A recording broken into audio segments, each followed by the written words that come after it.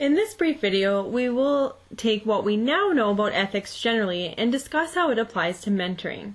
This video will be largely based on the article that you were required to read prior to viewing these videos. First Do No Harm, Ethical Principles for Youth Mentoring Relationships by Rhodes, Liang, and Spencer. First, let's take a look at some of the key points that were addressed in this article. In my opinion, one of the first important points addressed by the author is, as we have discussed, that there is no governing body for mentoring. Mentoring is not a profession. It is a volunteer-driven activity, and as is the case in so many volunteer-driven activities, there typically is not a code of ethics, but rather a series of guidelines that set parameters for behavior. This is unfortunate because, as previously discussed, ethics provide an aspirational set of principles to strive towards at all times. It's important to think about mentoring from this perspective rather than to set simple parameters around behavior. Another important point made by the author is that ethics have been somewhat ignored in the field to date. The authors point out that this is troubling, given the fact that there are an extraordinary number of people involved in mentoring relationships, and the fact that so many relationships end prematurely. This brings up another important point made by the authors, which is that there are ethical issues in mentoring. Specifically, the authors recognize that the relationship orientation of mentoring can impact youth's vulnerabilities, and they go on to cite research showing that the impacts of premature termination of a mentoring relationship on children, for example, is more detrimental than if the child had no mentor at all. Finally, the authors go on to draw some parallels between mentoring relationships and psychologist-client relationships. The authors note that both types of relationships exist outside of the typical social network, involve scheduled contact, and finally, that the goal of the relationship is to elicit positive benefits for one party via the development of a close relationship. Through these parallels, the authors are able to then discuss how some of the guiding ethical principles in psychology may then be used to also guide mentoring. They go on to delineate 5 ethical principles for mentoring. Let's take a closer look at each of them.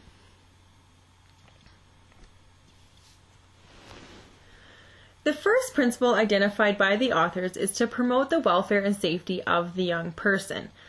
This refers back to beneficence and non-maleficence and brings back the idea that mentors should work to benefit their mentees, or at the very least, do no harm.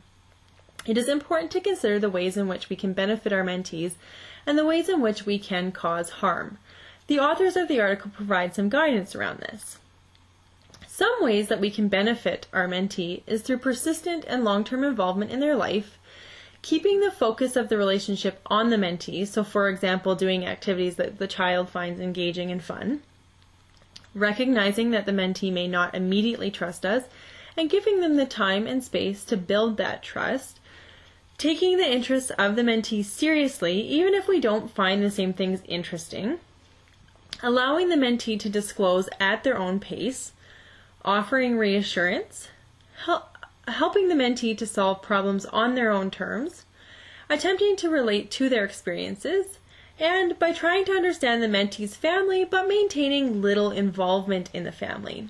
Remember, the mentoring relationship is something that is special for the child, and they really shouldn't have to share their mentee with their entire family. On the opposite side, we need to consider what behaviors can cause harm to mentees. It is important to think about the vulnerability of children and to recognize that some behaviors may be harmful for children despite the fact that the same behaviors might be perfectly acceptable between adults. The authors outline that harm is often caused when there is a misuse of power or inappropriate boundaries between the mentor and mentee. Some specific examples of behavior that may elicit harm include the abandonment or premature termination of a relationship, inconsistency, becoming overly involved in the mentee's family, enforcing beliefs and values on the mentee. Remember, the mentees are easily influenced as a result of the power dynamic that exists in the relationship, lacking cultural sensitivity, and more overt boundary crossings including sexual harassment, abuse, and exploitation. Another source of harm would be multiple relationships, or serving as both a mentor to the child and being in another important role in their life, such as their teacher, doctor, etc. It would be challenging, and in most cases unethical, for a child to be mentored by someone who serves in an alternate capacity in their life, as the objectivity of the mentor might be challenged and there is risk for exploitation.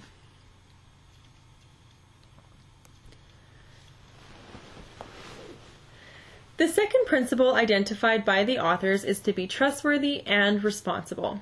This relates back to the ethical principle of fidelity. This principle highlights the need for mentors to stick to their word or commitment to their mentee. As the author identifies, this includes sticking to the guidelines around frequency and match duration that are outlined by the program and using the relationship longevity along with honesty and maintaining promises as a way to then build trust with the mentee. Many programs have a minimum standard for how long one needs to commit to their mentoring relationship. The reasons these parameters exist come back to the research showing that if a relationship ends prematurely, so i.e. before the commitment is met, the mentees are actually worse off than if they never had a mentor at all. For this reason, it is essential that mentors fulfill their commitment. It is important to understand the many harms that can be created through premature endings. Unfortunately, many of the children in mentoring programs have dealt with abandonment before. An unexplained abandonment from a mentor can only further re-enhance the all too familiar narrative that adults are untrustworthy. Moreover, children often have a hard time making sense of this behavior and can personalize the departure of the mentor, assuming that something must be wrong with them that caused their mentor to leave. With this being said, mentoring organizations do understand that terminations are a reality. In some cases, our life circumstances change and we can no longer commit to our mentees. This is not such a bad thing. When handled properly, termination can actually be a positive experience for mentees.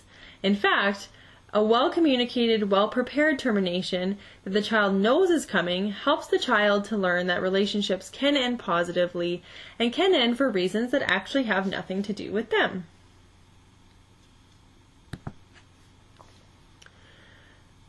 The third principle identified by the authors is to act with integrity. This naturally relates back to the ethical principle of integrity. This principle highlights the need for mentors to be forthright about their commitment to the relationship and to avoid setting up false expectations. For example, it is important for mentors to be clear that they will only be able to spend X hours with their mentee every week or month, rather than promising something that cannot be met.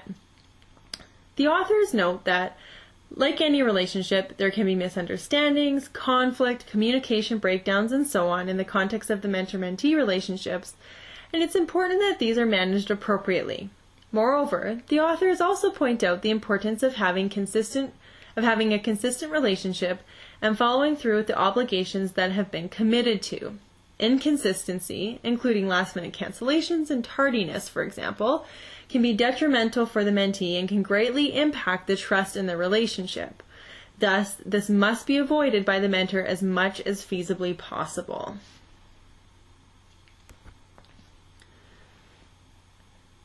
The fourth principle identified by the authors is to promote justice for young people. This, of course, relates back to the ethical principle of justice. As identified by the authors, this principle highlights the need for mentors to exercise good judgment and to take precautions to ensure that the potential biases inherent in their own backgrounds do not lead to prejudicial treatment of their mentees. Like psychologists, mentors should not discriminate based on any characteristics such as race, gender, religion, sexual orientation, and so on. Moreover, mentors should be sensitive to differences in culture and background and show competence in handling these differences. Often, mentors are provided formal training in how to handle these differences, although it is also important for mentors to seek out assistance when they are unsure. Mentor-mentee differences are very common. Typically, volunteers in mentoring programs are predominantly white, middle-class students or professionals, while mentees come from a range of ethnically and economically diverse families. Thus, it is imperative that mentors consider ways that they can be sensitive to mentor-mentee differences. Some ways that mentors can show sensitivity to these differences is through acknowledging the differences, owning their lack of knowledge around a mentee's background, seeking education, making efforts to learn in various capacities, and potentially even advocating for the mentee.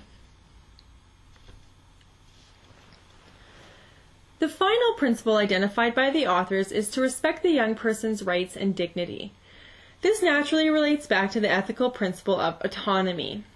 As the authors state, this principle highlights the need for mentors to respect their mentees' choices and to seek to understand and respect the decision and lifestyle of a young person and his or her family. It is therefore important for mentors to learn about the goals, desires, and values of their mentee and work to support these rather than deny these. For example, if a child declares that they want to be a scientist when they grow up, it is the role of the mentor to support the child in this dream. In this case, the mentor might spend some time researching with their mentee how one becomes a scientist, rather than convincing the child that they should choose an alternate career path over this one. Of course, there are going to be some difficulties that arise with respect to this principle. One certainly is around confidentiality. Often, mentees see their mentoring relationship as a place to safely share their secrets. However, in some cases, it is unsafe for the mentor to retain the secrets of the mentee, namely if the disclosure is around abuse or neglect. For this reason, it is important that mentors be appropriately trained how to manage confidentiality. Typically, agencies suggest that mentors should never promise that they will keep all of the mentee's secrets and suggest that mentors be clear around their requirement to disclose suspected abuse and neglect. Another problem arises when mentees are engaging in behavior that is morally wrong, for example stealing, and choose to disclose this to their mentor. In these cases, it is important for mentors to be clear about the limits to confidentiality, but to do so in a way that continues to encourage the child to be open about such topics. For example, a mentor might approach the situation saying, "I can understand the desire to steal because it gives you something that you really want, but I'm just wondering if you've ever thought about how stealing might affect other people and the consequences of doing this. Do you know what these are? Would it be okay if we talked about these together?" Remember, it's not the role of the mentor to discipline the child. That is the job of the child's parents.